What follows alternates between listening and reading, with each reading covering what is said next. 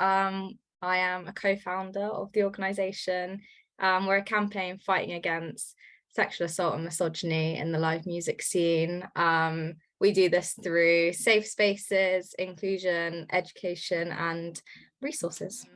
We started as the founders kind of had like a group chat on Twitter, and we would discuss music and just kind of common interests. And it was at one particular gig that one of the founders was particularly badly assaulted, and we were kind of talking about it on the chat, and a lot of us were sharing experiences that were similar, and we thought, why is this happening so much? Like, all of us have experienced similar things. So I think it really started from just like anger. We didn't really know what we were necessarily going to achieve with setting up a Twitter page. It was more just a kind of way of being like, this is an issue people should listen about, like, because we haven't seen anyone else talking about it at that point. And we were all kind of 15 years old, and we were like, we're just gonna make a social media page. And yeah, I mean, the attention we got from it was amazing, because it kind of proved that maybe people had been waiting for something to share their experiences and talk about the issue. So yeah, it really started as a kind of means for people to come together and say, actually, this isn't okay.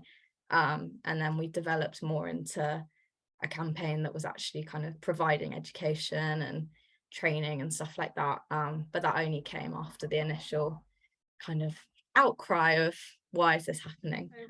We were originally 5 founders, and we grew on a kind of like national scale, working up to about 20-25 reps.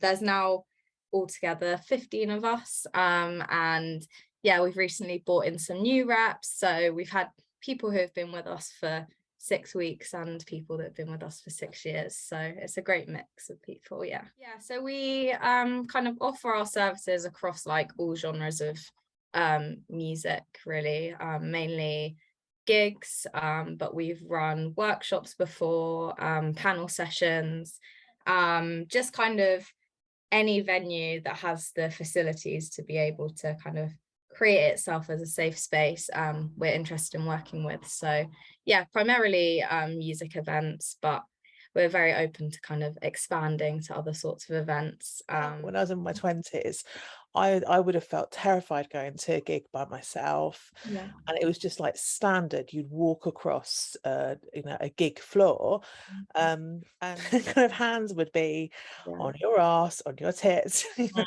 It's an interesting discussion to see like the progress, because obviously with more awareness about the issue, more people speaking out and saying, actually, this has happened to me, or I've experienced this, tends to feel like the issue's getting worse, because you're kind of listening to more people talking about it. But in the past, those, like, as you said, those sort of instances at gigs would be just something that people put up with and expect. So it's interesting. We're looking at doing some research about this and having some more regular stats, because there isn't really any stats either.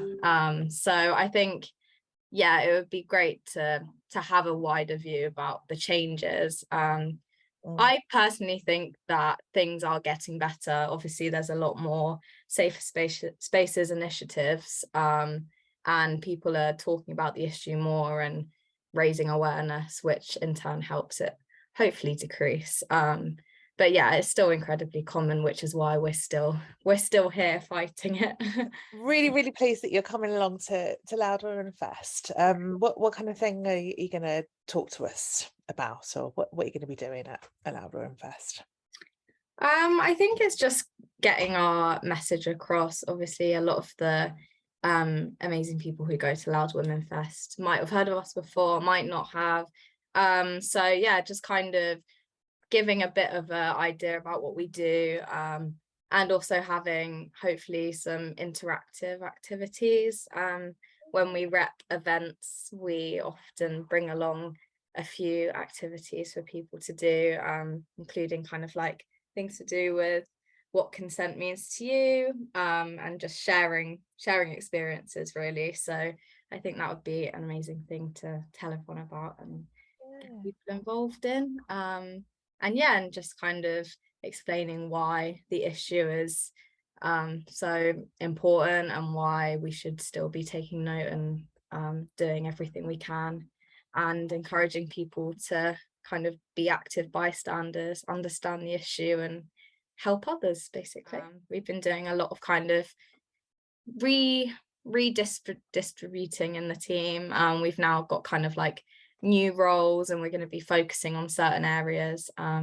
So I think, yeah, we're just really keen to work with as many venues as we can across the country. A physical safe space for us is our kind of like main goal in most places. And I think so many venues have a welfare area or somewhere to go if you're feeling unwell, but maybe not somewhere you can go if you're overwhelmed or something's happened to you. So yeah, this year it's something we're really focusing on, getting as many venues involved in improving the policy, and just kind of partnering with us to make sure all spaces are safe. So yeah, that's our upcoming plans. So if any venues want to get in touch with you, or anyone wants to volunteer to help, what would you say to them? Yeah, definitely. Please do get in touch if they are interested. We'd love to work with as many venues and artists and people as we can. So our Instagram is @girls.against, and our email is girlsagainstgiggroping@gmail.com. Choice!